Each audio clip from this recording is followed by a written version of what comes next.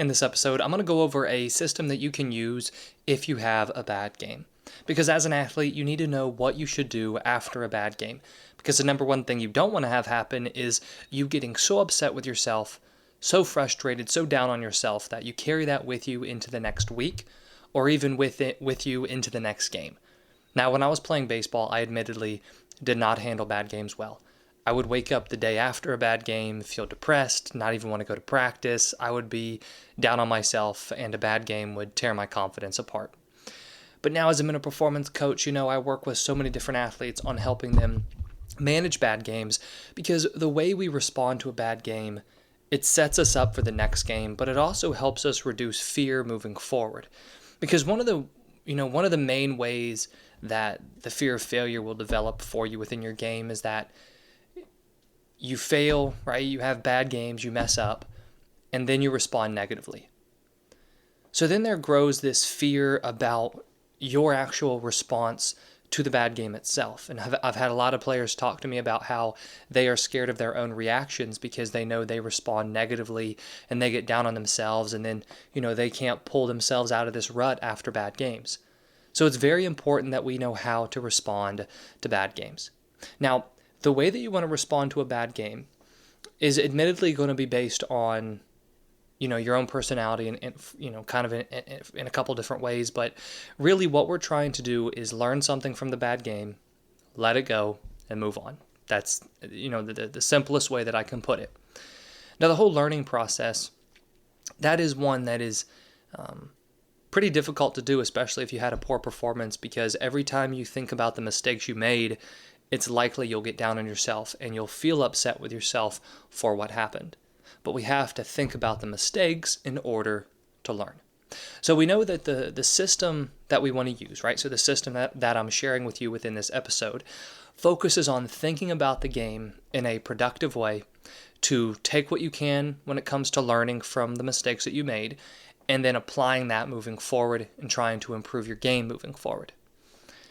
There are a couple different ways that you can actually go about doing this, right? Because I know that after a bad game, the last thing that you probably want to do is think about the bad game. And I was working with a player just about a week ago, and she and I were going over this idea of thinking about bad games, and she was saying that the more she thinks about the bad game immediately after it happens, the worse she feels, and so she tries to not think about the bad game after it happens. And that's true. We want to move on. We don't want to dwell on the bad game. We don't want to just think about it over and over again. But as I said, we do want to learn from it. However, you don't always have to learn from it right away. Right? And that's where this, kind of knowing your own personality, knowing how bad the game was, that's going to come into play.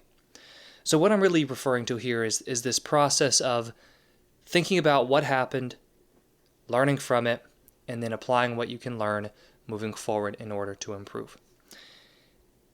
It can be very helpful to do this as part of a set post-game evaluation. And this is something that I have most of the players that I work with within one-on-one coaching go through. Now, if you are interested in the one-on-one coaching I offer, I have put a link to that in the description below.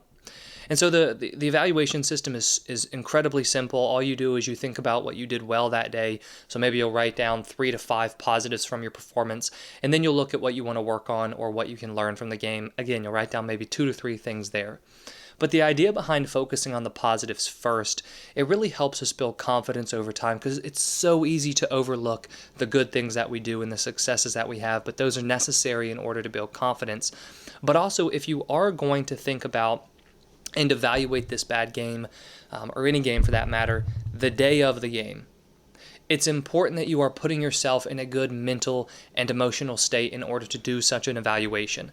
And so, a lot of times it can be difficult to even think about the game that day. And so if you do have a really bad game, one thing I would recommend is maybe go through this evaluation the next day or even 2 days later. But immediately following the bad game, it might be beneficial for you to watch a funny TV show, a funny movie, hang out with your friends, talk to your family about anything other than the game.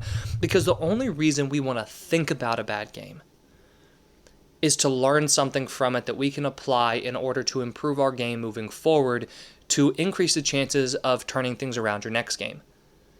but thinking about criticizing yourself for and just generally beating yourself up over the bad game isn't serving any productive purpose.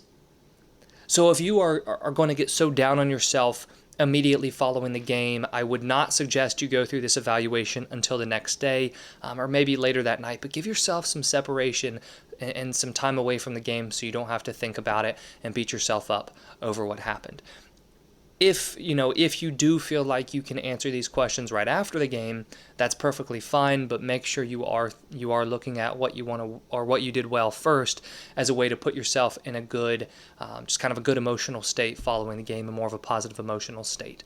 And so I think it's perfectly okay for you to separate yourself, not think about the game right away, watch a funny movie, right? I'm not one who believes that you have to be sad and upset after a bad game, and that's the only way to show that you care. Because, through my work as a mental coach, I've seen that do way more harm than good, because that snowballs into days and days and days of feeling down on yourself, and then that eats away at your confidence. And all you're doing is you're setting yourself up to have another bad game the next game, but we want to set you up to have success the next game. So the only reason you want to think about a bad game is to learn. When you start to think about a bad game as a way to criticize yourself, beat yourself up, or tear down your confidence, you have to stop as quickly as possible. And the best way to stop is either to ask yourself that question, what can I learn, and try to turn it into a productive way of thinking, or just simply do something else to take your mind off of the game. So the first two parts of this evaluation system, whether you do that or do them or go through it the day of the game or the day after or a couple days after, are to first focus on what you did well and then think about what you want to learn. And the last part of this system is just ensuring that you are applying what you learn to practices and training on your own, and then applying it to your next game in the form of adjustments.